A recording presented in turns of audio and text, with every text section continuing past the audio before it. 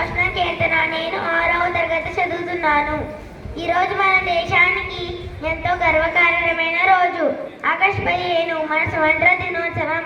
1947 August 15న మన దేశం British పాలన నుంచి స్వతంత్రం పొందింది. కానీ మనకు ఈ స్వేచ్ఛ ఒక్క రోజులో రాలేదు. లక్షల మంది స్వతంత్ర సమరయోధులు తమ జీవితాన్ని త్యాగం చేశారు. చంద్రశేఖర్ ఆజాద్ వంటి గొప్ప యోధులు పోలీసుల చేతుల్లో పడకూడదని తలంపుతో తానే తాను కాల్చుకున్నాడు.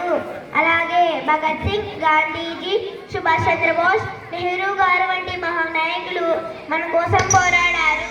మన భవిష్యత్తు కోసం చూసుకోలేదు, త్యాగం చేశారు.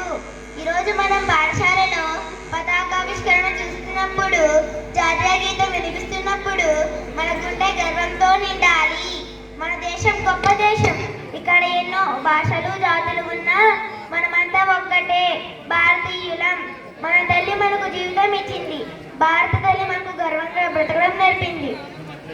మన బాధ్యత ఏమిటంటే వారు తెచ్చిన స్వాతంత్ర్యాన్ని కాపాడుతూ మన దేశాన్ని మరింత గొప్పదిగా మార్చాలంటే ఉపాధ్యాయులు స్కూల్లో చాలా బాగా చదువు చెబుతున్నారు. మాకు క్రమశిక్షణ కూడా నేర్పిస్తున్నారు. ఇంటికి వచ్చాక అమ్మా నాన్నలు టీచర్ ఏం చెప్పారు బాబు అని ఒక్కసారి ప్రేమగా అడిగితే చాలు. మాకు ఏమీ ఎక్కువగా వద్దు పేరెంట్స్, అప్పుడే మన కలలు నిజమవుతాయి.